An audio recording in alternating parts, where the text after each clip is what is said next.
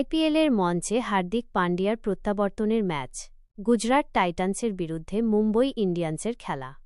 এটি একটি আবেগপূর্ণ ম্যাচ হতে চলেছে। হার্দিক পান্ডিয়া অতীতে গুজরাট টাইটান্সের অধিনায়ক ছিলেন। তার নেতৃত্বে গুজরাট টাইটান্স 2022 সালে আইপিএলে চ্যাম্পিয়ন হয়। তবে 2023 সালে হার্দিক পান্ডিয়া মুম্বই ইন্ডিয়ান্সে যোগ দেন এবং রোহিত শর্মার পরিবর্তে অধিনায়কের দায়িত্ব পান। এই সিদ্ধান্তের জন্য হার্দিক পান্ডিয়াকে সমালোচনার মুখে পড়তে হয়েছে। এমনকি গুজরাটের দর্শকদের কাছ থেকেও তিনি বিদ্রূপের শিকার হয়েছেন। এখন দেখার বিষয়, এই ম্যাচে হার্দিক পান্ডিয়া কেমন পারফর্ম করেন। মুম্বই ইন্ডিয়ান্সের প্রথম ম্যাচে চেন্নাই সুপার কিংসের কাছে হেরেছে।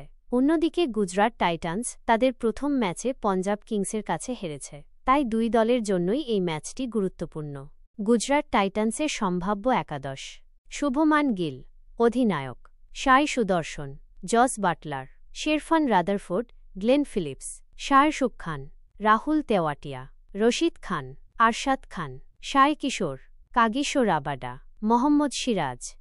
মুম্বই ইন্ডিয়ান্সের সম্ভাব্য একাদশ: Rohit Sharma, Ryan Rickelton, Will Jacks, Suryakumar Yadav, Tilak Varma, Hardik Pandya. অধিনায়ক: Naman Dhir, Mitchell Santner, Deepak Chahar, Trent Boult, Satyanarayana Raju. এই দুটি দলই তাদের প্রথম ম্যাচে হেরেছে, তাই এই ম্যাচে জয় পেতে তারা মরিয়া হয়ে খেলবে। হার্দিক পান্ডিয়ার অধিনায়কত্বে মুম্বই ইন্ডিয়ান্স কেমন খেলে সেদিকেও নজর থাকবে সবার।